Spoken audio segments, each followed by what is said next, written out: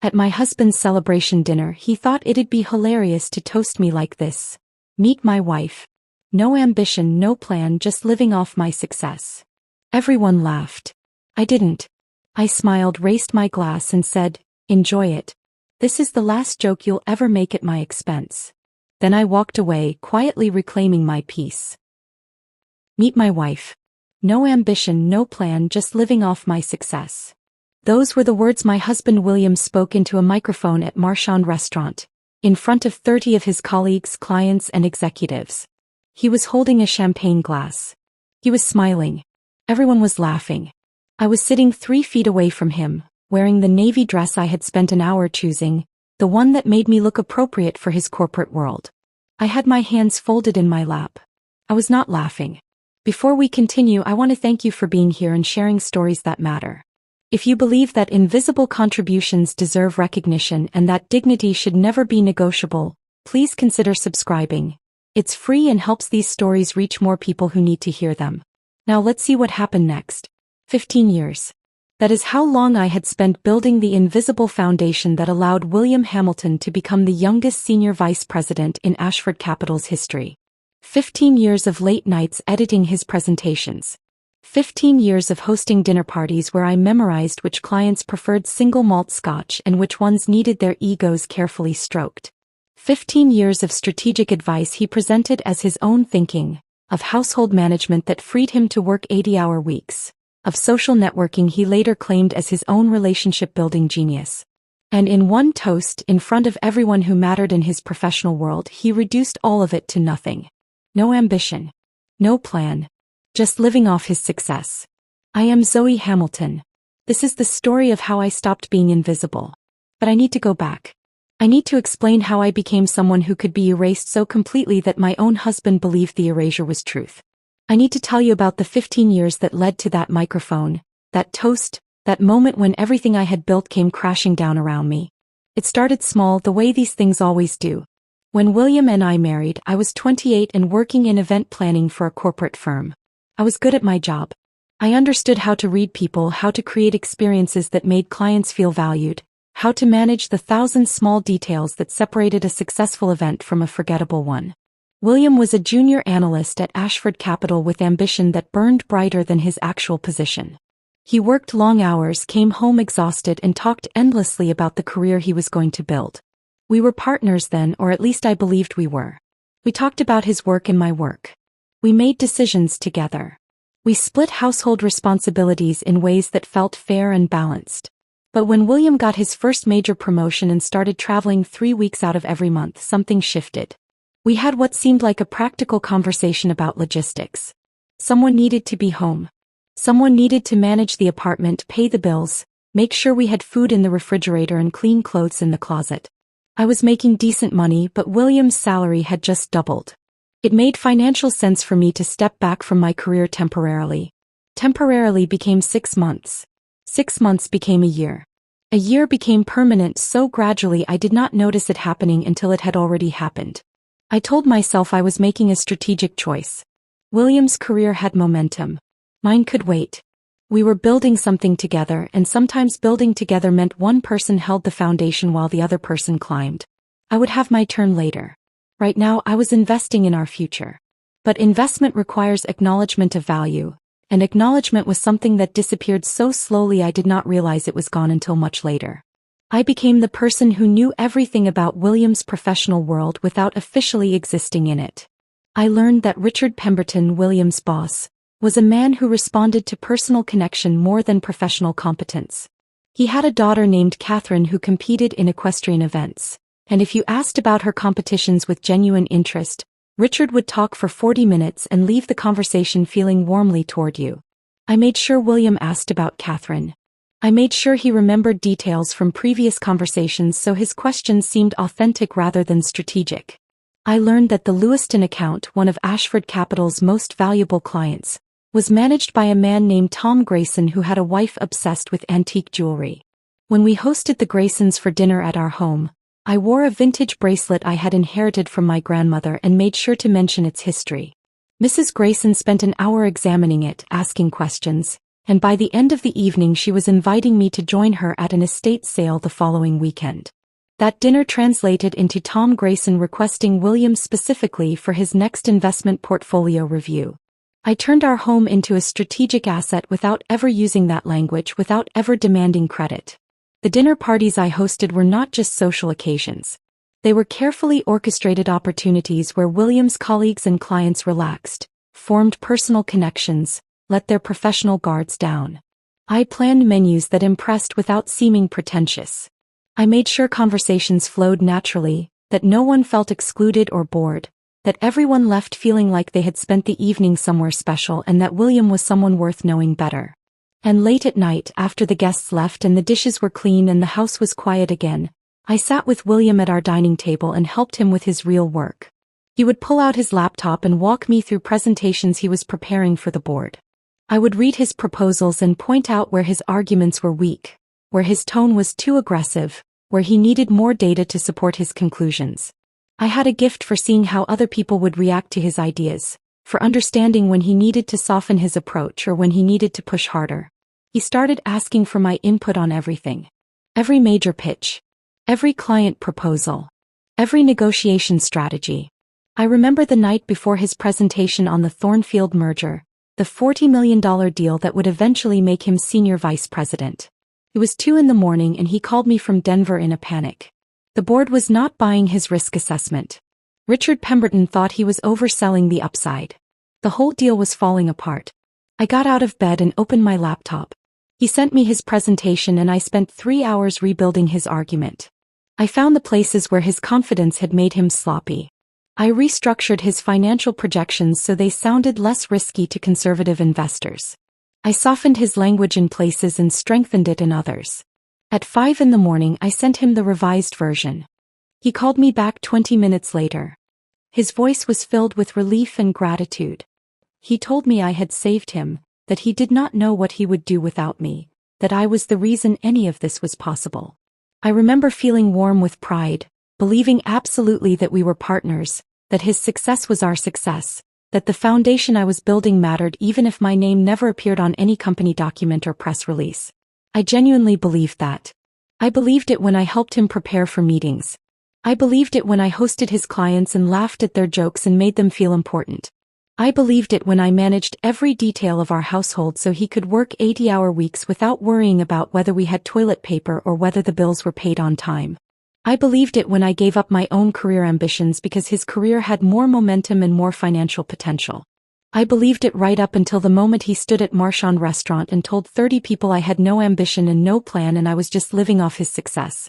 The afternoon before that dinner, I had spent an hour getting ready. I chose the navy dress because it was elegant without being flashy, appropriate for his corporate world without trying to compete with it. I did my makeup carefully. I reviewed my mental notes about which colleagues would be attending, which clients I needed to make feel special, what topics to avoid and what questions to ask. This was not new to me. This was what I had been doing for 15 years. William came home that afternoon with energy that told me the deal had closed. His face was flushed. His tie was loosened. He had that look he always got when something big happened, like he had just conquered something important and the world needed to recognize it. He told me about Thornfield signing that morning. $40 million. The youngest senior vice president in Ashford Capital's history.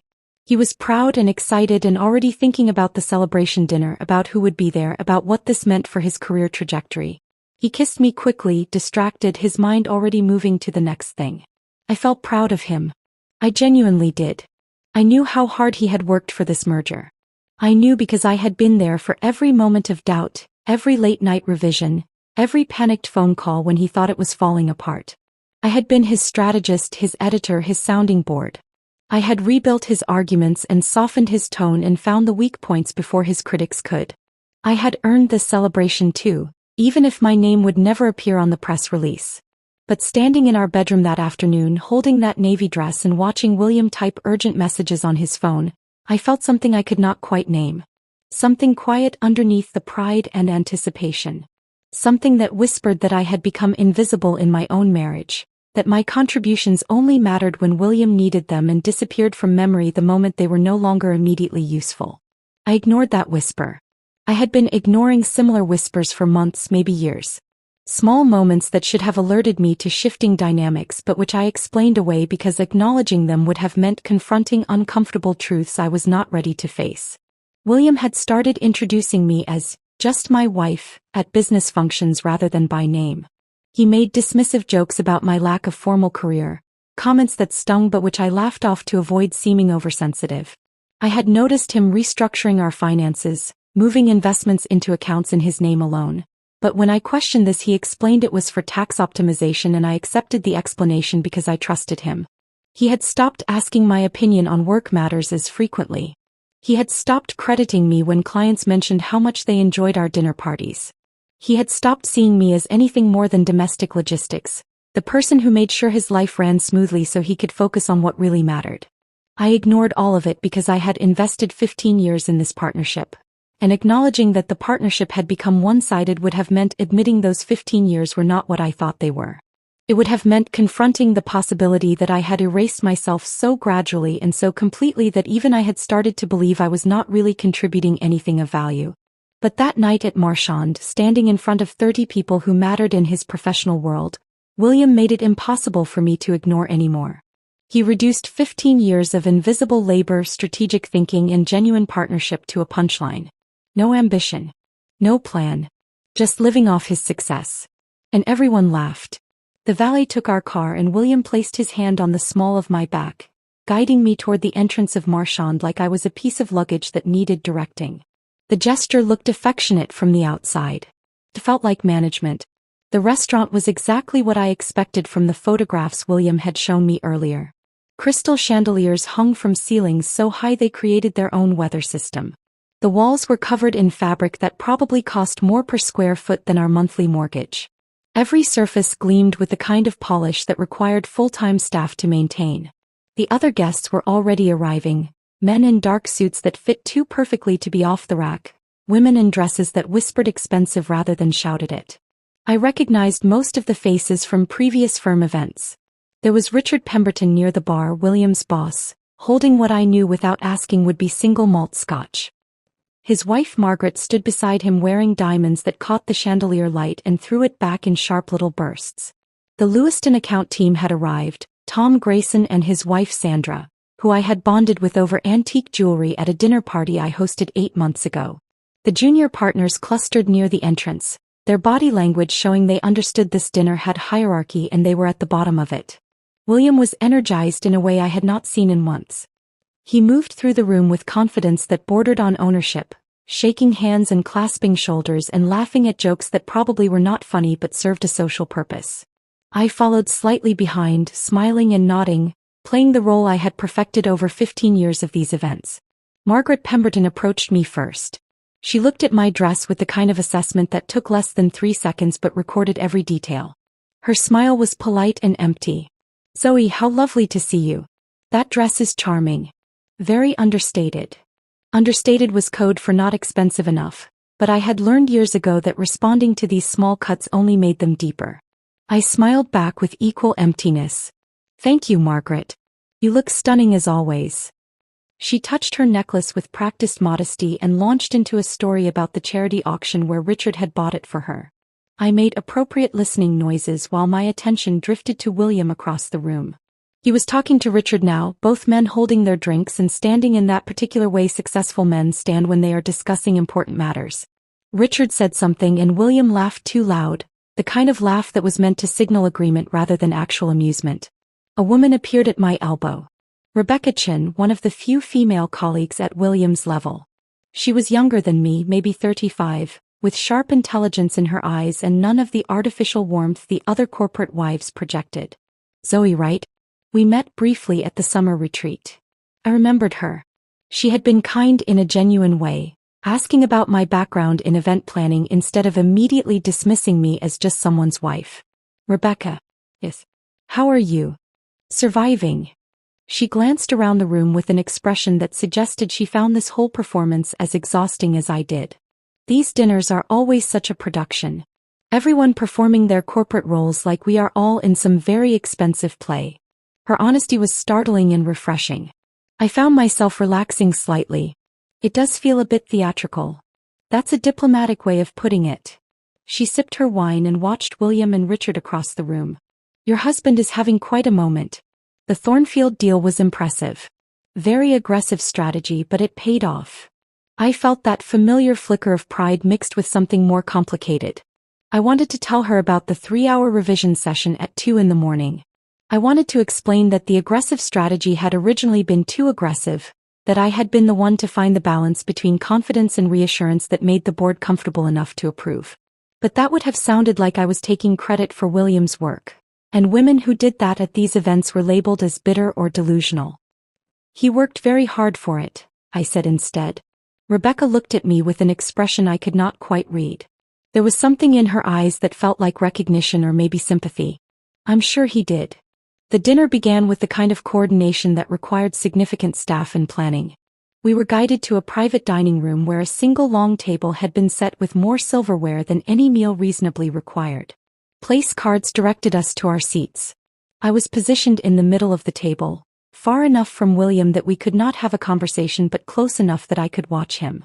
Rebecca was seated across from me, which felt like a small mercy. The appetizers arrived. They were tiny architectural achievements that looked like they had been assembled with tweezers under a microscope. I ate mine in 2 bites and immediately regretted not savoring it longer because I was still hungry and the next course was probably 30 minutes away. The conversation around the table flowed in the predictable patterns of corporate dinners. Market analysis, competitor movements, industry trends, professional victories that were recounted with strategic modesty designed to sound humble while ensuring everyone understood exactly how impressive the achievement had been. The men dominated the conversation. The women smiled and nodded and occasionally contributed observations that were polite enough to be heard but not substantial enough to interrupt the real business discussion. I had nothing to contribute to any of it. Not because I lacked knowledge or opinions, but because speaking up would have required explaining how I knew what I knew, and that explanation would have made William uncomfortable. So I stayed quiet and watched and felt myself becoming more invisible with each course that arrived. Richard Pemberton barely acknowledged my presence when he greeted William earlier. He had looked past me like I was part of the furniture, his attention entirely on William and the congratulations he wanted to deliver. It was not personal, I told myself. Richard simply did not register people who did not matter to his professional objectives, and I did not matter because I had no title or position that made me relevant to him. But it felt personal.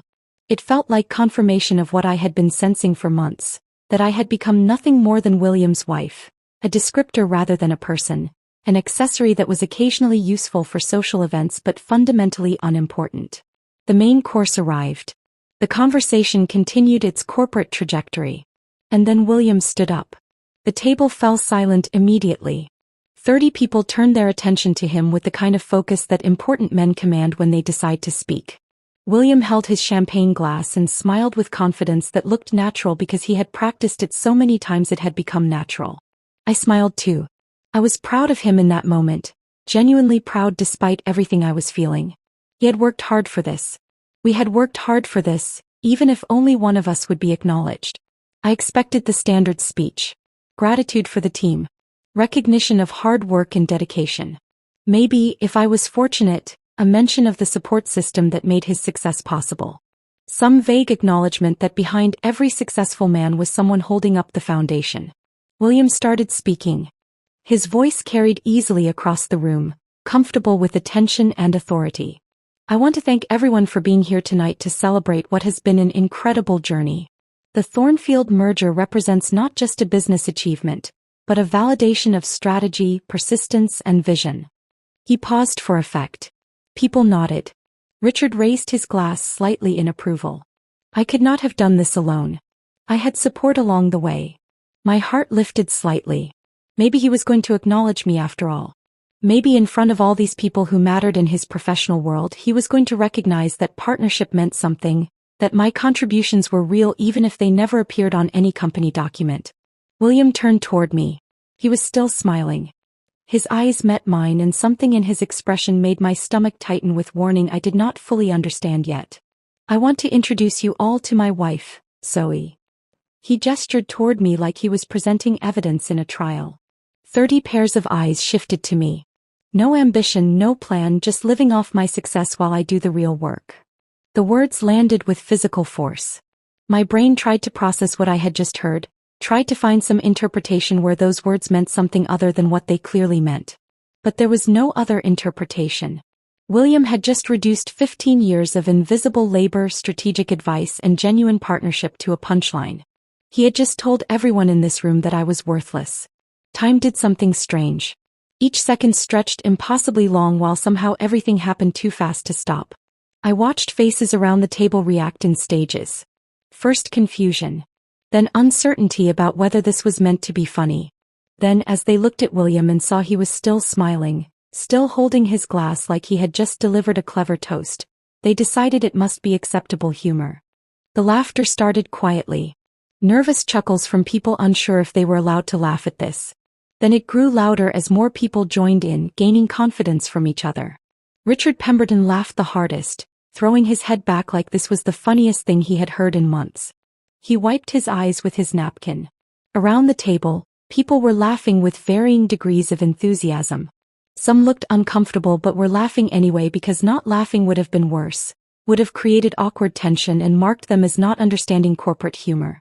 Others seemed genuinely amused, like William had made an observation they all secretly agreed with. I sat completely still. My hands were folded in my lap. I could feel my face doing something but I had no idea what expression I was wearing. My throat was so tight I could barely breathe. Every eye in the room was on me now, waiting to see what I would do. Would I laugh along and prove I was a good sport who could take a joke? Would I crumble into tears and confirm I was as weak and sensitive as they probably suspected? Would I explode with anger and give them all a story to tell tomorrow about the crazy wife who could not handle a little humor? Something inside me that had been bending for 15 years, accommodating and adjusting and making itself smaller to fit the space William allowed me, finally snapped. But it did not snap into rage or tears or any of the reactions they expected. It snapped into absolute clarity. I saw myself exactly as these people saw me. Invisible. Unimportant. Existing only as an extension of William's identity. Relevant only when I served some purpose for him. I saw the woman I had become, the one who accepted scraps of recognition and convinced herself that was partnership, who apologized for taking up space, who had erased herself so completely that even her own husband believed she contributed nothing of value. And in that moment of brutal clarity, I made a choice that would change everything. I reached for my wine glass. The movement was deliberate. I wrapped my fingers around the stem of the wine glass and lifted it slowly enough that conversations around me faltered and died. The crystal caught the chandelier light. 30 faces turned toward me with expressions ranging from curiosity to discomfort to anticipation of whatever scene I was about to create. I raised the glass higher until it was level with my eyes. I looked directly at William across the table. His smile had frozen in place, uncertainty starting to creep into his expression as he realized something was happening that he had not scripted. My voice came out steady and clear. Not loud, but carrying easily across the silence that had settled over the room. Enjoy it. This is the last joke you'll ever make at my expense. I took a sip of the wine. It was excellent. Probably cost more than I had spent on groceries in a month, and I was not about to waste it. I set the glass down with careful precision, the base touching the table with barely a sound. Then I picked up my clutch from where it rested beside my plate, pushed my chair back and stood. The room was so quiet I could hear fabric rustling as people shifted in their seats. I smoothed my dress, adjusted the strap of my clutch over my shoulder and walked toward the exit. Not running. Not storming out with dramatic fury. Just walking with the kind of calm that comes from finally making a decision you should have made years ago. I did not look back at William. I did not acknowledge Richard Pemberton or Margaret or any of the colleagues who had laughed at my expense. I simply walked through the dining room, through the main restaurant where other diners looked up from their expensive meals, through the ornate lobby, and out the front entrance into the cool evening air. Outside, I stopped under the elegant awning that stretched over the sidewalk. My hands were shaking now, adrenaline flooding my system in waves that made my fingers tremble and my heart pound against my ribs. But underneath the physical response was something steadier. Something that felt like certainty. I pulled out my phone and opened a new note. If I was going to dismantle my old life and build something new, I would do it with intention and strategy rather than emotional chaos. I had spent 15 years applying precision and planning to William's career. Now I would apply those same skills to my own future. I typed 4 rules with the same methodical attention I had once used to manage William's schedule. Rule 1. Do not respond to his text tonight no matter what he says. Rule 2. Document everything. Every contribution, every sacrifice, every invisible hour. Rule 3. Protect what is mine. Rule 4. Never again confuse being supportive with being invisible. I read the rules twice, then opened my ride app and requested a car. The driver was 7 minutes away. I gave the address for Clara's apartment, the one place I could think clearly without William's presence contaminating my decision-making process. The car arrived exactly on schedule. I climbed into the back seat and gave the driver a small nod of thanks. He did not ask questions or make small talk, which I appreciated more than he could possibly know. I watched the city pass outside the window, lights blurring together as we moved through traffic, and felt the first real breath I had taken in hours fill my lungs completely. Clara's apartment building was a modest 3-story walk-up in a neighborhood that prioritized character over luxury. I climbed the stairs to her second-floor unit and knocked quietly. It was nearly 10 o'clock. She might already be asleep. The door opened within seconds. Clara stood there in pajama pants and an old college sweatshirt, her hair pulled back in a messy knot.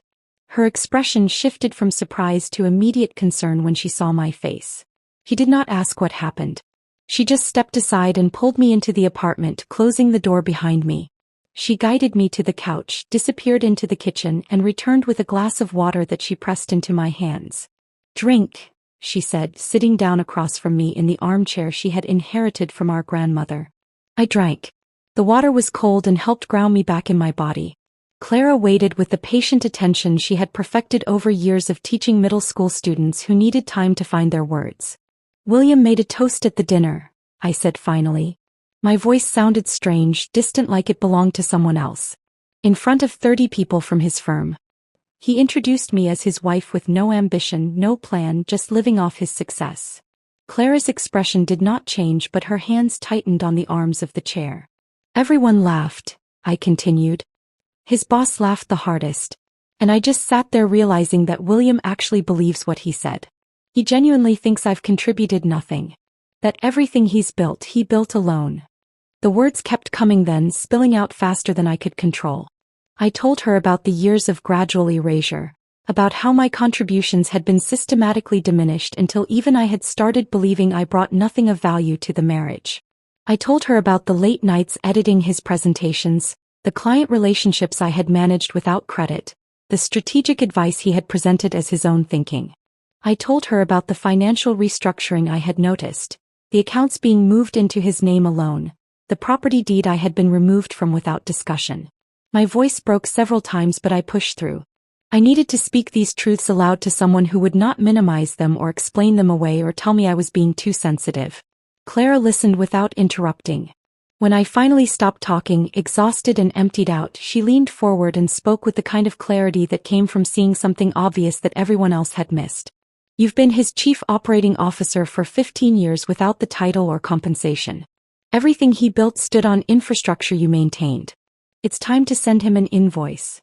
The metaphor landed with unexpected weight. He was right. I had been performing a job without acknowledgement, building systems and relationships and strategies that William had taken credit for because I had never insisted on recognition. I had convinced myself that partnership meant not keeping score, that love meant supporting without expectation of return. But what I had been calling partnership was actually exploitation. What I had been calling love was actually erasure.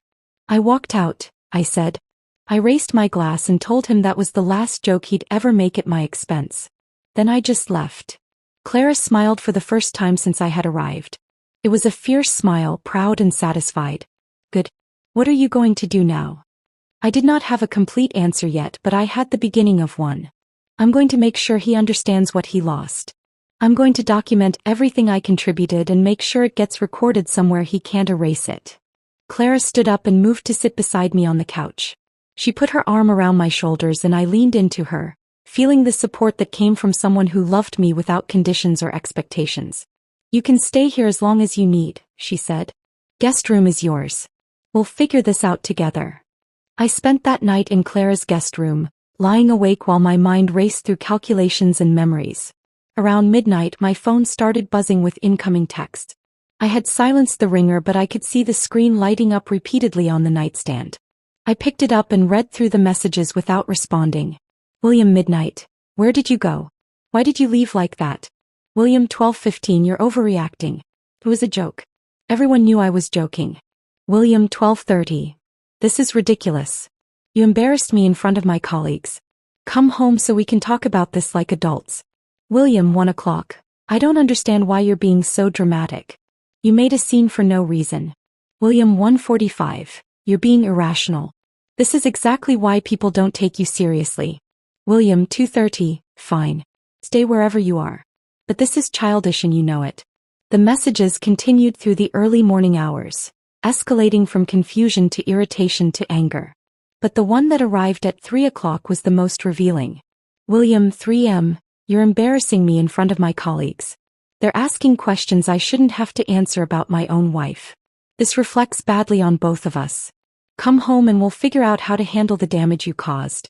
I read that message 3 times, studying every word. His embarrassment mattered. My humiliation did not. My absence was the problem. His public degradation of me was just a joke I had taken too seriously.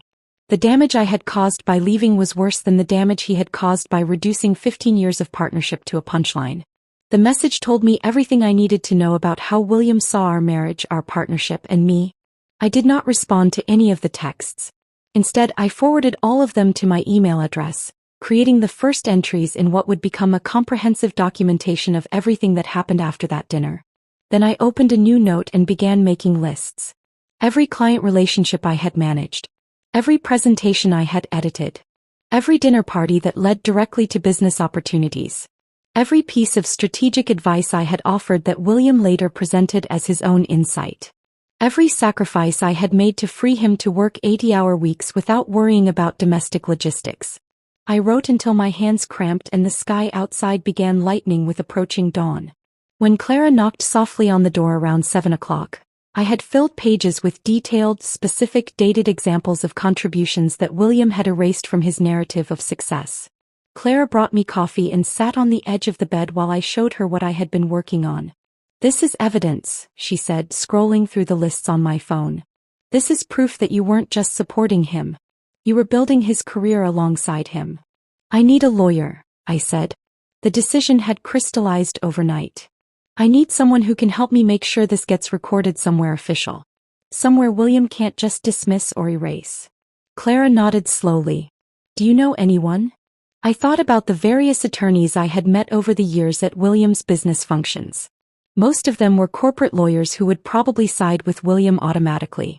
But there was one person who had stood out, who had given me her card years ago and told me to call if I ever needed help. Janet Morrison, I said, remembering the conversation at a firm retreat 3 years ago. She specializes in family law. She told me once that she wished more women would advocate for themselves before situations became impossible.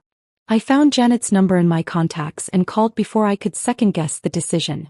The phone rang 4 times and I was preparing to leave a message when a warm voice answered.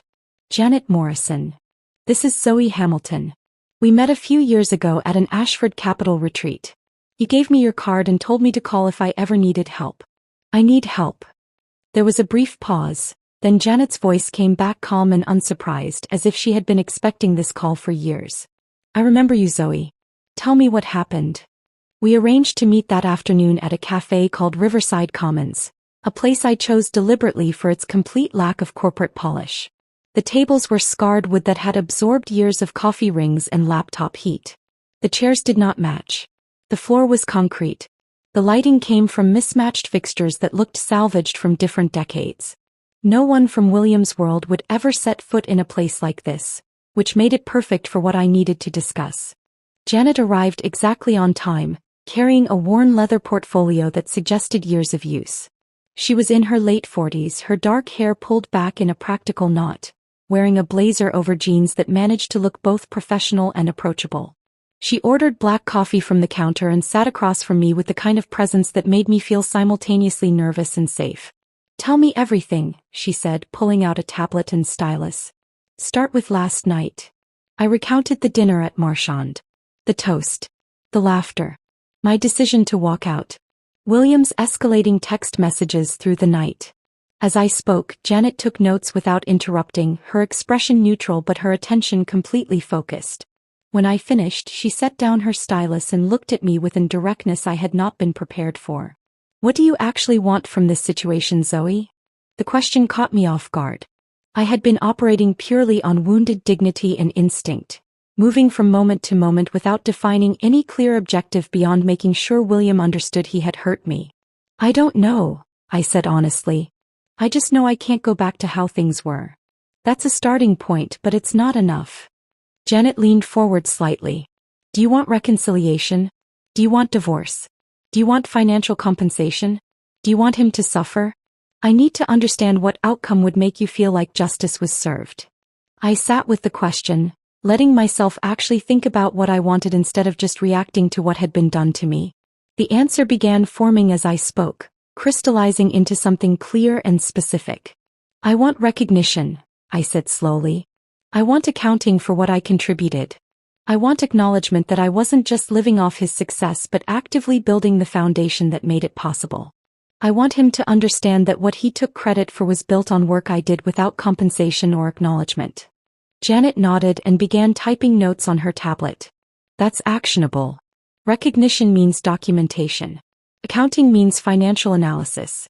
Acknowledgement means creating a record that can't be disputed or erased." She looked up at me. "We approach this strategically. First, we document your contributions with specificity and evidence.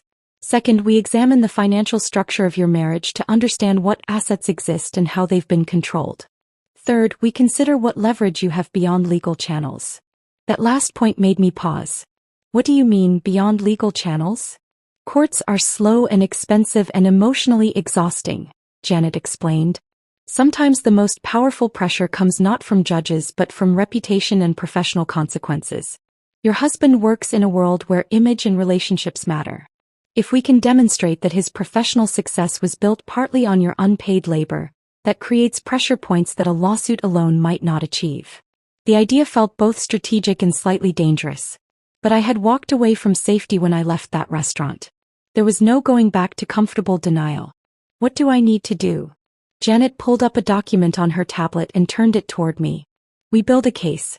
You're going to become a detective investigating your own marriage.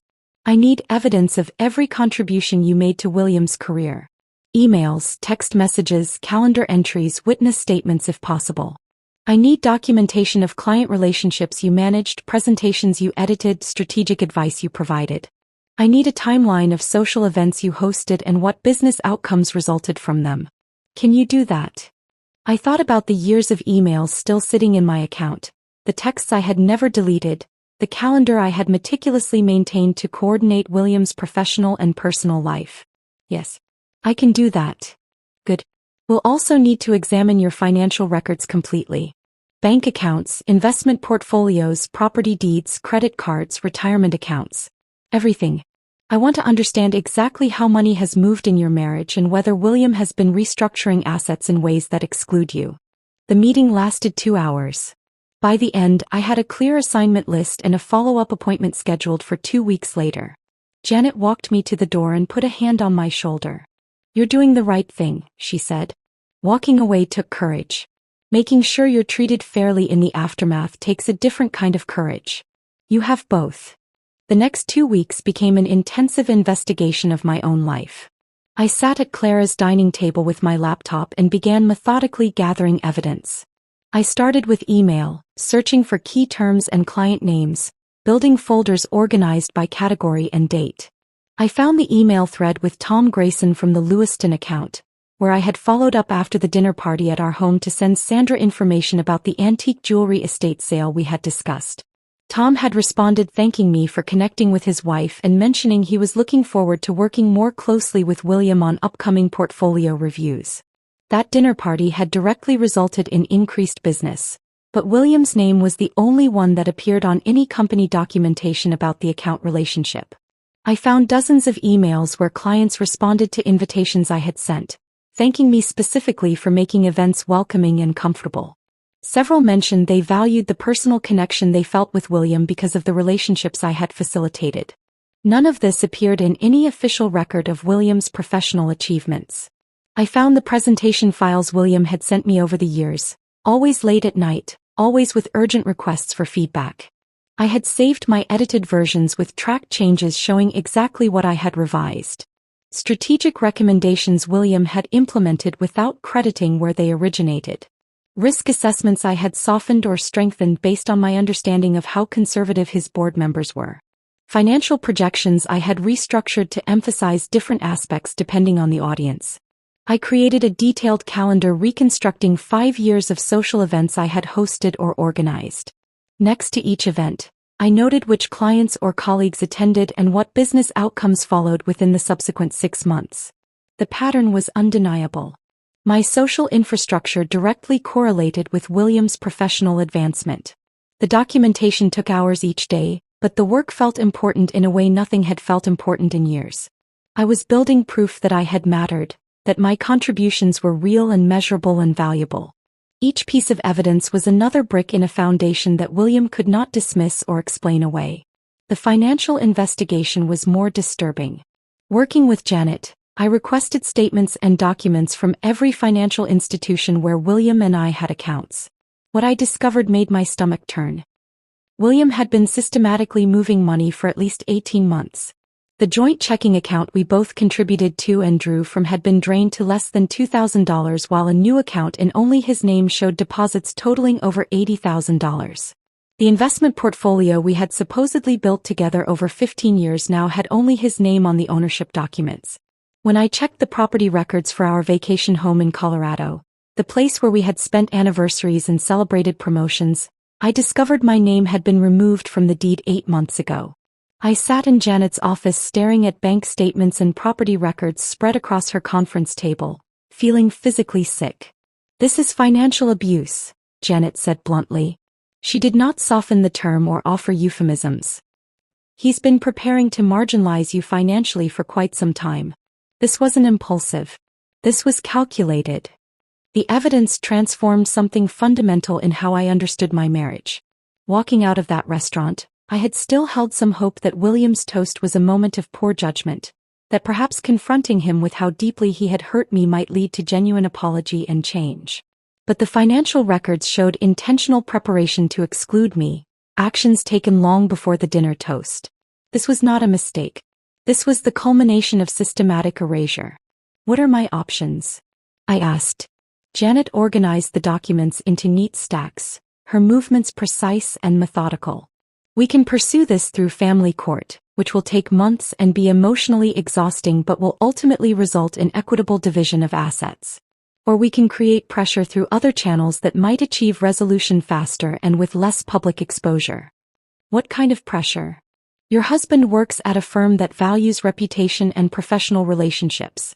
If we can demonstrate to his employer that his success was built partly on your unpaid labor, particularly work involving client relationships, that creates professional liability concerns for them. Firms don't like discovering that their employees have been taking credit for work performed by uncompensated family members. It raises ethical questions and potential legal exposure." I looked at the evidence we had gathered, thinking about the woman I had been 2 weeks ago who would have been horrified by the idea of involving William's employer in our personal problems. But that woman had been willing to accept invisibility in exchange for peace. I was no longer that woman. "I want him to understand consequences," I said. "I want accountability even if it has to be public." Janet smiled, and I recognized the expression of someone who had just received permission to execute a strategy she had been carefully formulating since our first meeting. "Then let's make sure he understands exactly what he lost when you walked out of that restaurant." Janet spent the next 3 days crafting the letter with surgical precision. We met twice more at her office to review drafts, refining language until every sentence carried maximum impact without sacrificing professional tone. She understood instinctively that emotion would weaken our position, that what we needed was documentation presented with the same cool authority William used in his own business communications. The final version was 3 pages. The first page outlined my contributions to William's professional success with specific examples, dates and measurable outcomes. It detailed the dinner party where Richard Pemberton first mentioned the Thornfield merger possibility, noting that I had hosted the event, facilitated the conversation, and created the relaxed environment where business opportunities naturally emerged.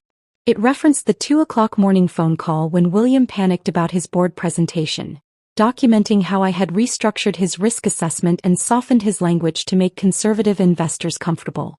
It listed client relationships I had managed, including Tom Grayson from the Lewiston account, with email evidence showing how my personal connection with his wife had translated directly into increased business for Ashford Capital.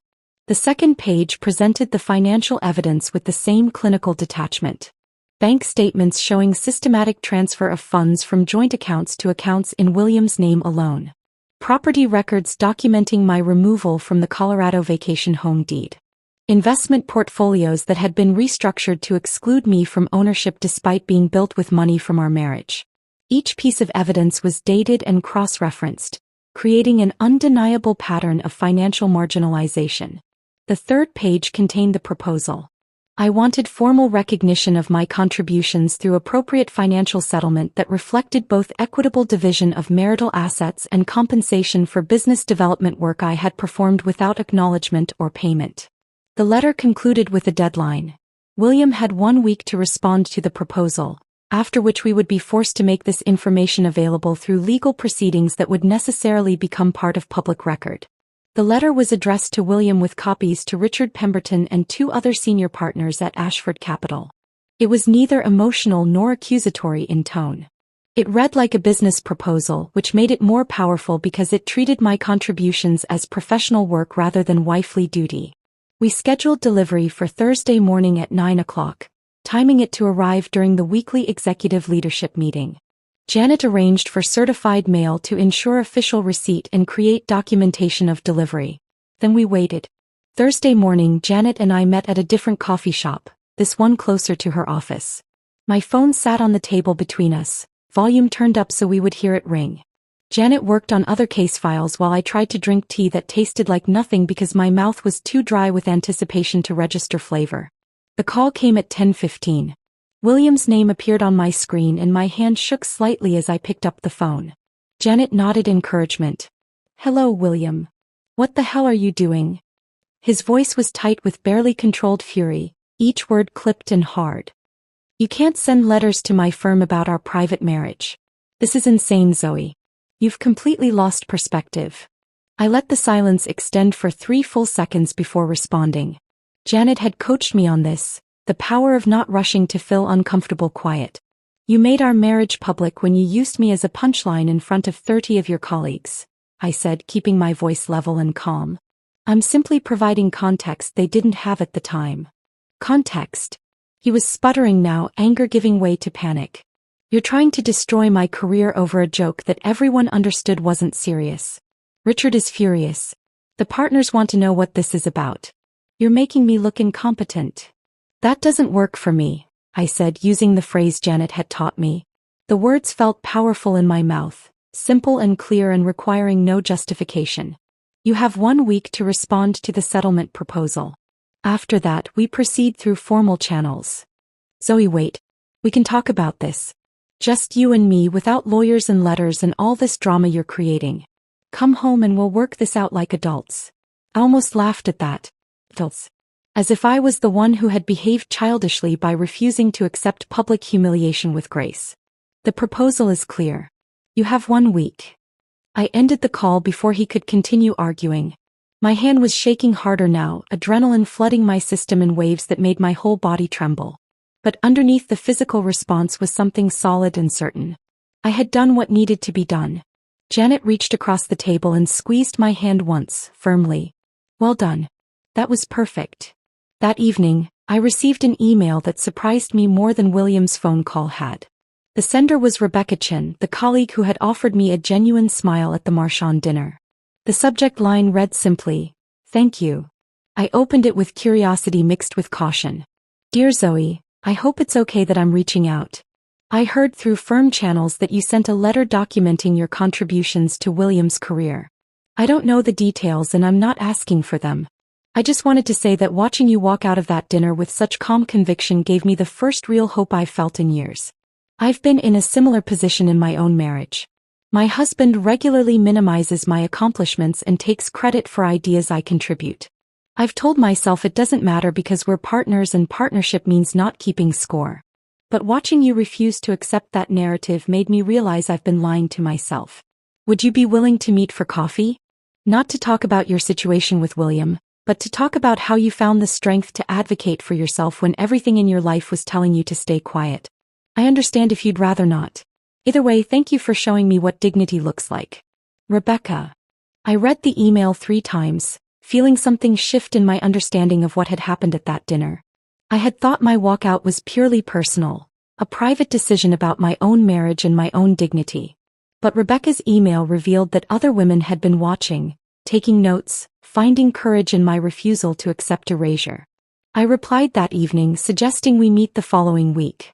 Her response came back within minutes, grateful and relieved. Over the next several days, William tried multiple approaches to regain control of the situation. The emails started arriving Friday morning, alternating wildly in tone between apologetic and accusatory. Zoe, I'm sorry the joke landed badly. I never meant to hurt you. You know how much I value everything you do for us. Let's talk about this without lawyers complicating things. Then an hour later, you're being completely irrational about this. Everyone at the dinner understood it was humor. You're the only one who took it seriously, which says more about your insecurity than anything I said. Then that evening, I can't believe you're trying to destroy my career over this. After everything I've provided for you, this is how you repay me? By making me look incompetent in front of my firm. I forwarded each email to Janet without responding to any of them. The pattern was clear. William was cycling through different manipulation strategies, trying to find one that would make me back down. But none of them acknowledged what he had actually done or showed any understanding of why his toast had been so devastating. Saturday afternoon, Clara called me from her classroom where she was grading papers. William just called me, she said without preamble. He wanted me to talk to you to make you see reason. He said you're being vindictive and irrational and he just wants to have a conversation to work things out. What did you tell him? I told him he made his choices and now he has to live with the consequences. I told him that if he wanted you to stay silent about your contributions, he probably shouldn't have publicly announced that you had no contributions worth mentioning. Then I hung up on him. I smiled despite the tension coiling in my chest. Thank you. He's scared, Zoe. I could hear it in his voice. He's not worried about losing you. He's worried about what happens to his reputation and career if people find out he's been taking credit for work you did. That truth settled over me with weight. William's desperate attempts at reconciliation were not about missing me or recognizing my value. They were about damage control. Sunday evening, there was a knock on Clara's apartment door. I was in the guest room reviewing financial documents when I heard Clara's voice through the door, firm and unwavering. She doesn't want to see you, William. You need to leave. I just want to talk to her. 5 minutes. Claire, please. This is between me and my wife. Your wife who you publicly humiliated and then systematically excluded from your finances? That wife. Well, if you want to communicate with Zoe, you can respond to the letter her attorney sent. Otherwise, you need to leave before I call the building manager.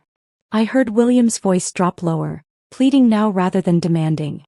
He talked for several minutes, his words muffled through the door but the desperation clear in his tone. Clara remained unmoved. Eventually, I heard his footsteps retreating down the hallway. Clara came to the guest room door and leaned against the frame. He looked terrible, she said. Exhausted. Like he hasn't slept since the letter arrived. Good, I said and meant it. The week passed slowly. Janet and I prepared for the possibility that William would refuse to negotiate, that we would need to file formal proceedings and pursue this through family court. But Wednesday afternoon her phone rang with a call from a number we had been waiting for. She answered on speaker so I could hear. This is Janet Morrison. Ms. Morrison, this is Richard Pemberton from Ashford Capital. I'd like to discuss the matter raised in your letter. Would you and Mrs. Hamilton be available to meet tomorrow afternoon? Janet looked at me across the small table at the coffee shop where we had been waiting, her expression calm but alert. She gestured to her phone still on speaker between us. We're available tomorrow at 2 o'clock, she said into the phone. Where would you like to meet? The Grandview Hotel has conference rooms we use occasionally for sensitive discussions, Richard Pemberton replied. His voice carried none of the jovial confidence I remembered from the dinner at Marchand. Third floor, Laurel Room.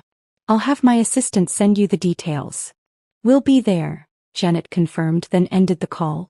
She looked at me with an expression that mixed caution and something that might have been satisfaction. This is good. He's coming to us, not the other way around. That means the letter had the impact we wanted. What do you think he wants? I asked. To contain the situation before it becomes a bigger problem.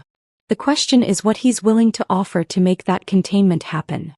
She closed her portfolio and leaned back in her chair. Tomorrow let me do most of the talking initially. You listen and observe.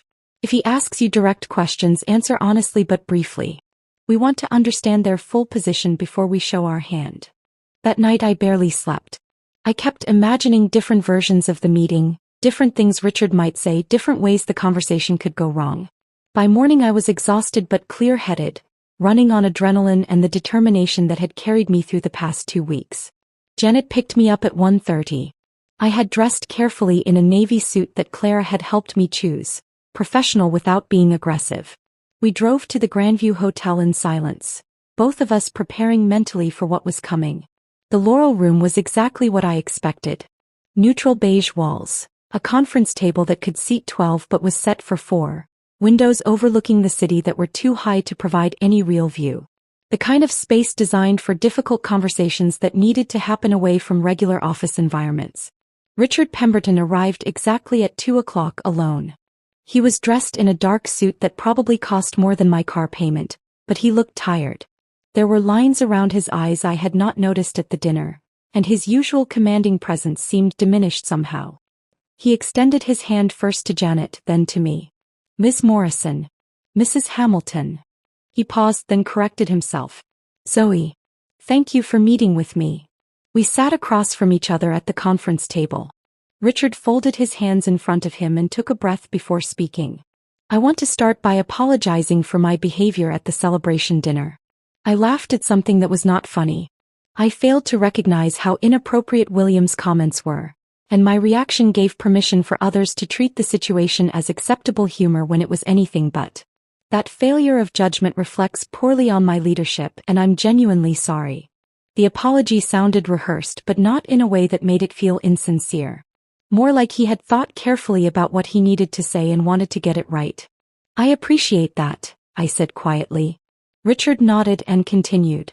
After receiving your letter, I spent considerable time reviewing the documentation you provided. I also made some calls to key clients and colleagues to better understand the full scope of the situation. He paused, seeming to choose his next words with care. I had no idea you had been so instrumental in building and maintaining several of William's most important client relationships. You weren't supposed to know, I said. That was the point. Something flickered across Richard's face that might have been shame or recognition or both. I spoke with Tom Grayson from the Lewiston account. He mentioned the dinner party you hosted at your home where he and his wife felt genuinely welcomed and comfortable. He said his wife still talks about the conversation you had about antique jewelry. He also mentioned that the personal connection he felt with your family was a significant factor in his decision to increase his portfolio allocation with us. I remembered that dinner party. I had spent 2 days planning the menu and researching Sandra Grayson's interests so I could make her feel valued and heard. William had taken full credit for the relationship strengthening that followed. I found similar feedback from 3 other major accounts, Richard continued. Your name came up repeatedly as someone who made clients feel valued on a personal level, which translated into professional trust. That's not wifely duty, Zoe. That's business development work that would command significant compensation if performed by someone we had hired for that purpose. Janet remained silent beside me, letting Richard present his position without interruption. I could feel her attention absorbing every word, every gesture, every subtle shift in his tone. Ashford Capital values integrity and professionalism, Richard said. What happened at that dinner falls short of the standards we expect from our leadership. More than that, your letter has raised questions about whether we have created a culture that allows people to take credit for work they didn't do, whether that work comes from colleagues or from family members providing unpaid labor. He pulled out a folder and opened it on the table between us. Inside were several documents that he turned so Janet and I could read them. We would like to propose a solution that addresses your concerns while maintaining discretion for everyone involved. This includes you, Zoe. We understand this is a private family matter that became unfortunately public, and we want to respect your privacy going forward. Janet leaned forward slightly, her professional attention fully engaged. What are you proposing? Richard walked us through the documents methodically.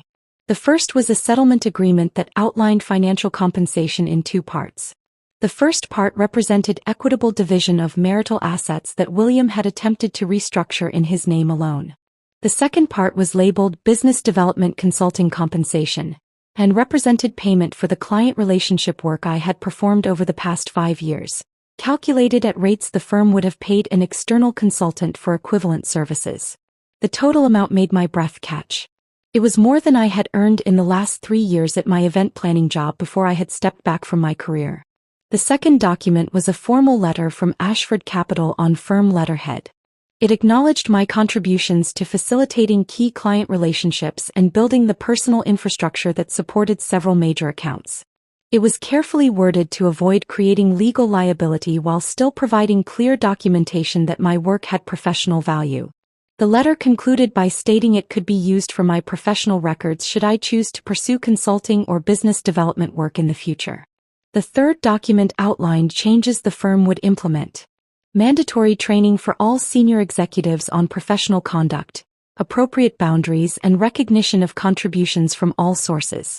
The training would include case studies, and Richard acknowledged directly that William's dinner toast would be one of those case studies, though with identifying details removed.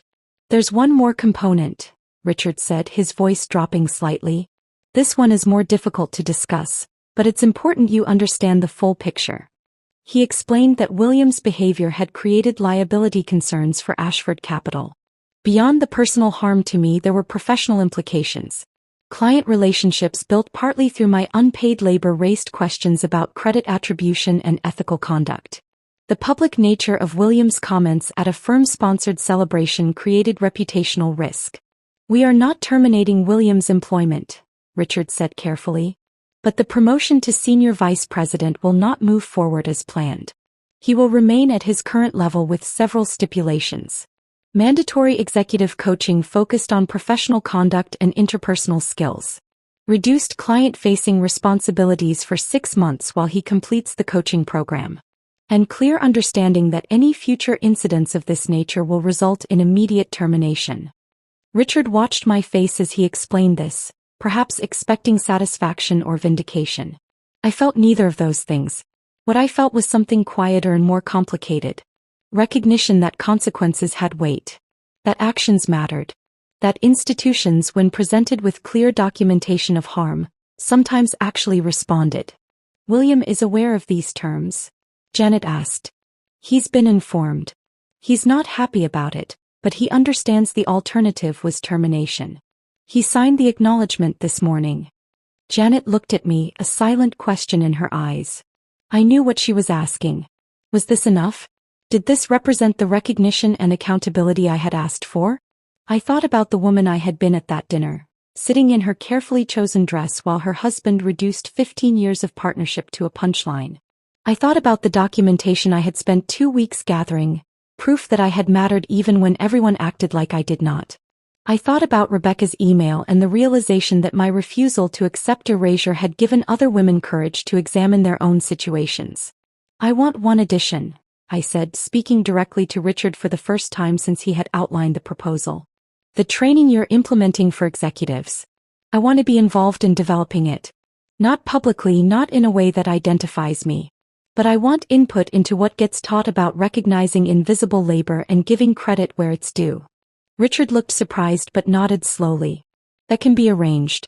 Your perspective would actually be valuable in making the training more effective. Janet pulled out her own folder and made notes on the documents Richard had provided. We'll need to review everything in detail before my client signs anything. But preliminarily, this addresses the major concerns we outlined in our letter. How long do you need for review? Richard asked. 72 hours, Janet replied. We'll have a response to you by Monday morning. Richard stood and we followed. He extended his hand again, first to Janet, then to me. When he shook my hand, he held it a moment longer than strictly necessary. For what it's worth, Zoe, I think what you did took considerable courage. Walking out of that dinner, sending that letter, refusing to let this be dismissed as just a misunderstanding. Not many people would have the strength to advocate for themselves that clearly. I met his eyes and saw something there that surprised me. Not just professional respect but genuine recognition of what I had done and what it had cost me to do it. "Thank you," I said simply. After Richard left, Janet and I sat back down at the conference table. She pulled out her tablet and began making detailed notes while the conversation was still fresh. "That went better than I expected," she said without looking up from her typing. "Significantly better. They're taking this seriously because they're genuinely worried about the legal and reputational implications." "Is the settlement fair?" I asked. She looked up at me then, her expression serious. "It's more than fair. It's validation. They're acknowledging your work had monetary value, not just emotional significance. That matters, Zoe. That's what you asked for, recognition and accounting. This is both." We left the hotel and sat in Janet's car in the parking garage for a few minutes before driving back to her office. I stared out the window at concrete pillars and fluorescent lights and felt something shifting inside me. Not happiness exactly. Not triumph. Something quieter and more fundamental. For 15 years I had been invisible, my contributions erased as quickly as I made them. And now a firm full of powerful people had put their acknowledgement in writing, had attached monetary value to work they had benefited from without recognizing, had implemented consequences for the person who had treated my labor as worthless. It was not everything. It did not undo the years of erasure or the humiliation of that toast. But it was something real and documented and permanent. "What are you thinking?" Janet asked quietly.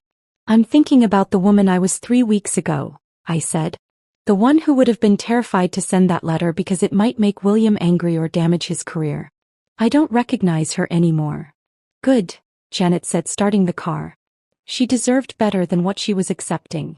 Janet spent the weekend reviewing every clause of the settlement agreement Ashford Capital had proposed. She called me Saturday evening with minor revisions she wanted to request, technical language adjustments that would strengthen my position without fundamentally changing the terms. By Monday morning, she had sent our response to Richard Pemberton confirming we would accept the settlement with the specified modifications. The final signing was scheduled for Wednesday afternoon at Janet's office. William would need to be present to sign the marital asset division portions of the agreement. Janet suggested we keep the meeting brief and focused purely on documentation, treating it like the business transaction it had become rather than an opportunity for emotional processing. I arrived 15 minutes early and sat in the small conference room adjacent to Janet's main office. The walls were lined with law books that probably never got opened anymore now that everything was digital, but they created an atmosphere of authority and permanence that felt appropriate. I had dressed professionally again, the same navy suit I had worn to meet with Richard, armor that made me feel competent and in control. William arrived exactly on time. I heard his voice in the reception area, formal and clipped as he spoke with Janet's assistant. Then the conference room door opened and he walked in and I was startled by how different he looked. He had lost weight. His suit hung slightly loose on his frame in a way that suggested the weight loss had happened quickly and recently. There were shadows under his eyes that makeup could not quite hide. His usual commanding presence, the confidence that had always preceded him into rooms, seemed diminished. He looked smaller somehow, like something essential had been removed and he had not yet figured out how to compensate for the absence. Janet entered behind him and closed the door. She gestured for William to sit across from me at the conference table, positioning herself at the head where she could observe both of us. "Thank you both for being here," Janet said, her tone professionally neutral. "We have 3 documents that require signatures today. I'll walk through each one briefly before we proceed." She laid out the papers in front of us, explaining the marital asset division agreement, the business development compensation acknowledgement, and the formal letter from Ashford Capital. William listened without looking at the documents, his attention fixed on me with an expression I could not quite read. When Janet finished her explanation and asked if we had questions, William spoke for the first time. "Why are you doing this, Zoe?" His voice was quiet, genuinely confused rather than angry. Janet started to intervene to redirect the conversation back to the documentation, but I held up a hand to stop her. "You destroyed what we built when you decided my contributions were invisible," I said, keeping my voice steady and calm. I'm simply ensuring they get recorded accurately before we close the books on this marriage." "It was a joke," William said, but without the conviction he had put behind those words in his earlier text messages and phone calls. "I didn't mean it the way you took it. You meant exactly what you said. You believe I contributed nothing of value. You believe your success is entirely your own creation. And when my letter documented how wrong that belief was, you were more concerned about protecting your career than acknowledging the harm you caused." William looked down at the documents spread on the table between us. His hand moved toward them, then stopped, hovering uncertainly. "Everything I built, everything we built, this is just destroying it." "No," I said, and I felt Clara's observation about my voice being different crystallize in that moment. I was not apologizing or qualifying or softening. I was simply stating truth. "You destroyed it the moment you decided I was worth less than a laugh from your colleagues. I'm just making sure the destruction gets documented properly." For the first time I saw genuine understanding cross William's face. Not acceptance, not agreement, but recognition that I was not coming back. That no amount of apology or negotiation would restore what he had carelessly demolished with that toast. His hand trembled slightly as he picked up the pen Janet offered him. He signed each document with movements that looked mechanical, his signature less fluid than usual. When he finished, he set the pen down and looked at me one more time. "I didn't know," he said quietly. "I didn't know you were doing all of that. I thought you were just managing the house. I didn't realize it was work." The admission hung in the air between us. Part of me wanted to ask how he could have been so blind, how 15 years of partnership could have left him so completely unaware of what I contributed. But I realized the question did not matter anymore. His ignorance was not my problem to solve. "How you know," I said simply. Janet walked William to the door after he signed the final document. I heard them speaking briefly in the reception area, Janet's voice professional and firm as she outlined the next steps for transferring assets and finalizing paperwork. Then the door closed and he was gone. Janet returned to the conference room and sat down across from me. "How are you feeling?" "Lighter," I said, surprising myself with the accuracy of the word. Like I just set down something very heavy that I'd been carrying for a long time. 2 days later, I met Rebecca for coffee at a small shop near her office. She had suggested meeting during her lunch hour, carving out time from a schedule that she admitted was too full to be sustainable. When she arrived, she looked polished and professional in a way that I recognized from my own years of performing competence while feeling invisible underneath. We ordered drinks and found a table near the window. For the first few minutes, the conversation was awkward, both of us uncertain how to begin. Then Rebecca set down her coffee and spoke with sudden directness. "My husband told me last night that I should be grateful he tolerates my career." Those were his actual words. Tolerates.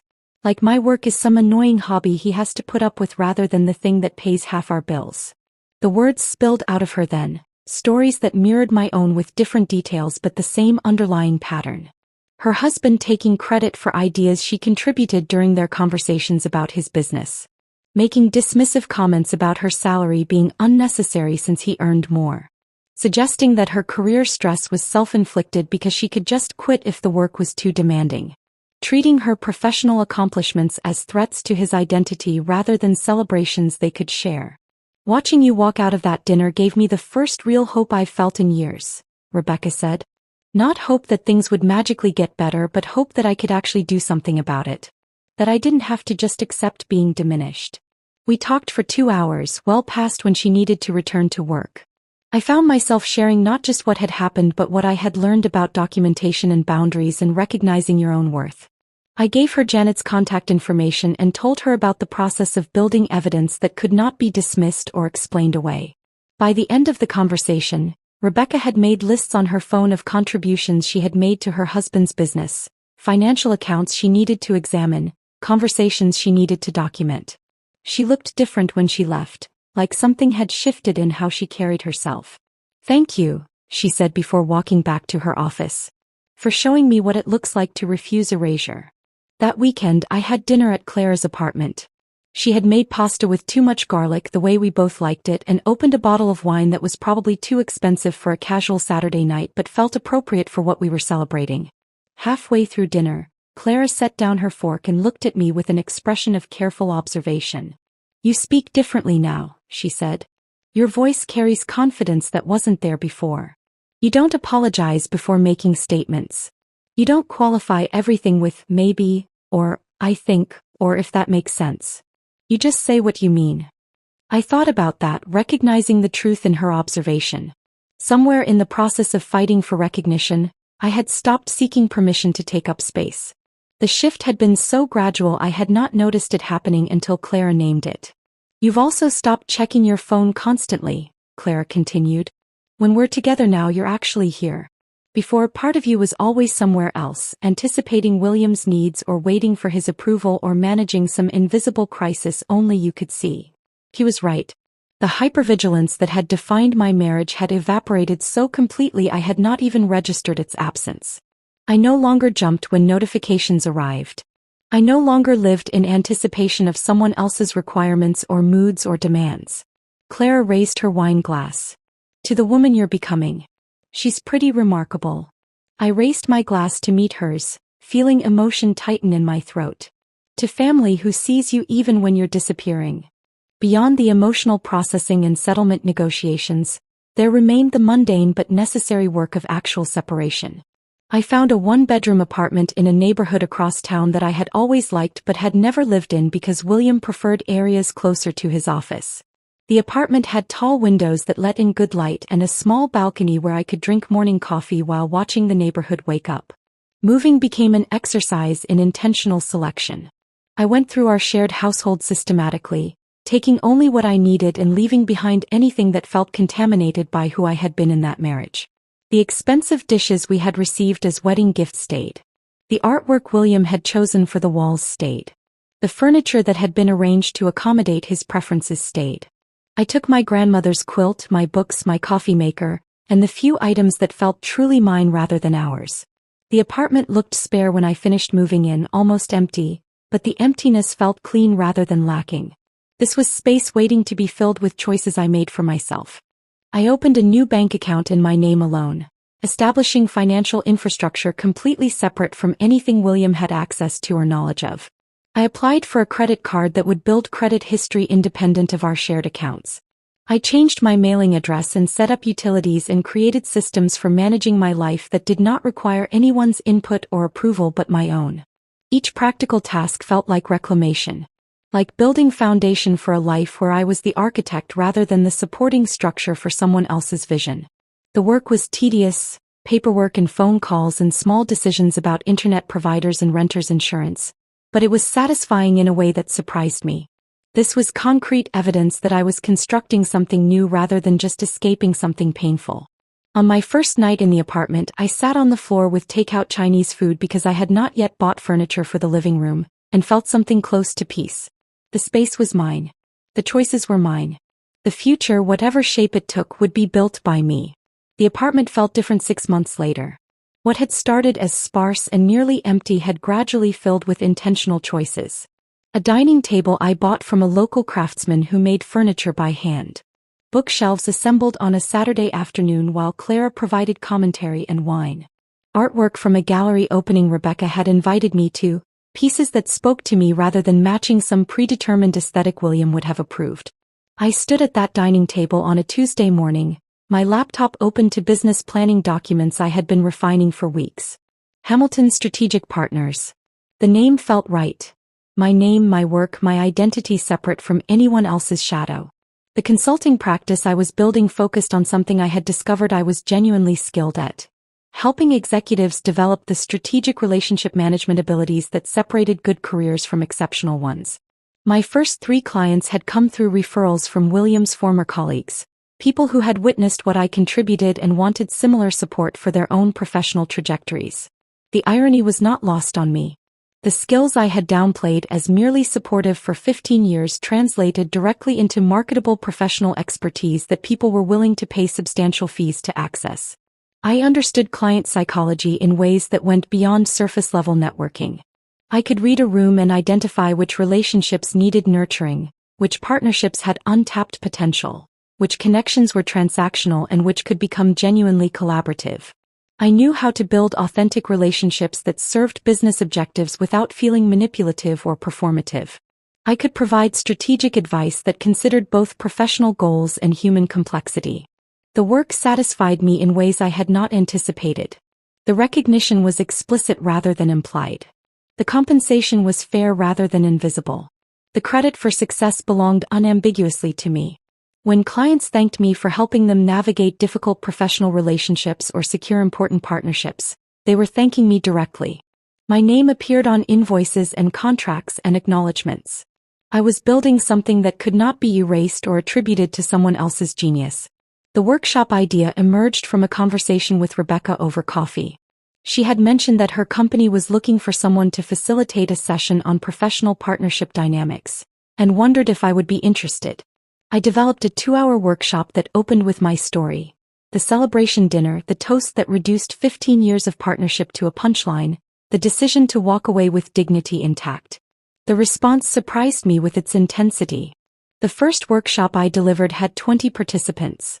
Half of them stayed after to share their own stories of invisible labor, of contributions that went unacknowledged, of feeling essential yet somehow also expendable. Several asked if I offered individual coaching. 3 requested that I deliver the same workshop for their organizations. I refined the content and began offering the workshop monthly. The audiences grew. Ambitious professionals who wanted to avoid taking their support systems for granted. Partners who had been providing invisible labor and needed permission to advocate for themselves. Managers who were trying to create workplace cultures that acknowledged all forms of contribution. My talks always opened with the dinner story. I told them about sitting 3 feet away from William while he announced to 30 people that I had no ambition, no plan, that I was just living off his success. I described the choice I made in that moment. Not to shrink or explode or laugh along with my own degradation, but to claim dignity and walk away from anything that required me to be invisible. People responded to the honesty. After each workshop, attendees lined up to talk with me. They shared their experiences. They asked for advice about documentation and boundaries and recognizing their own worth. They expressed gratitude for validating feelings they thought were unreasonable or selfish. A woman in her 40s told me she had been editing her husband's academic papers for 20 years while he published under his name alone. A man in his 30s described managing all the social infrastructure for his wife's medical practice while she told colleagues she was too busy for personal networking. A younger woman explained how her partner took credit for business ideas she contributed during their evening conversations. I realized my revenge had never been about destroying William. It was about reclaiming narrative control. About ensuring the story of our marriage included accurate accounting of who built what. It was about refusing to let my contributions be erased from history simply because they happened behind the scenes. 10 months after the dinner, I received an email from the organizers of the Women's Leadership Summit, a regional conference that drew several hundred attendees annually. They had heard about my workshops and wanted to know if I would be interested in delivering the keynote address on navigating professional partnerships and maintaining identity within supportive roles. I accepted before allowing myself to feel the fear that came with the invitation. This was not a small workshop with 20 people. This was a stage with professional lighting and hundreds of women who would be expecting substance and insight and clarity. I prepared for weeks, refining my talk until every word felt deliberate and earned. The night before the conference, I barely slept, running through the speech in my mind and questioning whether I had the authority to stand on that stage and speak about these topics. The morning of the keynote, I stood backstage listening to my introduction. The conference organizer listed my credentials: founder of Hamilton Strategic Partners, consultant to executives at major firms, specialist in strategic relationship management and invisible labor recognition. The words sounded foreign, like she was describing someone else. But they were describing me. This was who I had become. I walked onto that stage and the lights were bright enough that I could only see the first few rows clearly. Hundreds of faces looking up at me with expectation and attention. I took a breath and began speaking. I told them about the dinner. About the toast. About the decision to walk away. I explained what I learned about boundaries and documentation and the simple assertion that I would not participate in my own erasure anymore. I talked about discovering that being supportive never required being invisible, that partnership meant mutual recognition rather than one person's sacrifice enabling another person's glory. The applause that followed felt different than workshop feedback. It was louder, more sustained, carrying weight that made my chest tighten with emotion I had not expected. When the sound finally faded and women began lining up to speak with me, I understood something fundamental. My choice to walk away from that dinner had ripple effects I could not have predicted. Other women were watching. They were taking notes about what dignity looked like. They were finding courage to examine their own situations and advocate for themselves. A woman with gray hair and kind eyes told me she had been supporting her husband's political career for 30 years while he introduced her at events as just my wife. She was going to start documenting her contributions tomorrow. A younger woman explained she had been about to accept a marriage proposal from someone who regularly dismissed her career ambitions. After hearing my talk, she realized she needed to have some difficult conversations before making that commitment. An executive in her 50s said she had been minimizing her assistant's contributions in exactly the ways I described. She was going to change how she acknowledged the work that made her own work possible. That night, back in my apartment, I sat at my dining table reviewing the calendar on my laptop. It was full of consulting appointments, workshop bookings, speaking invitations. Work I had chosen. Compensation I had negotiated. Recognition I had earned on my own terms. On the wall across from my desk hung a framed photograph from the conference. I was mid-speech, caught in a moment of gesturing to emphasize some point, with hundreds of attentive faces visible in the audience. Under the photo I had written a single line in clean black ink. Walked away, built better. Nothing about my new life was fragile or uncertain. Not my income, which came from clients who valued my expertise and paid fair rates for it. Not my reputation, which was built on work I could document and claim without qualification. Not my sense of self-worth, which no longer depended on someone else's acknowledgement or approval. William had thought that toast would get laughs at my expense. What it actually did was give me perfect clarity about who I had been allowing myself to become and who I was capable of being instead. The humiliation that was meant to put me in my place had instead shown me I deserved a different place entirely. The revenge that mattered most was not his suffering but my thriving. Not destruction but construction. Not bitterness but the clean satisfaction of knowing I had reclaimed every piece of myself he tried to diminish. I thought about the woman I had been at that dinner, wearing her carefully chosen navy dress and folded hands, waiting to see if she would crumble or explode under the weight of public humiliation.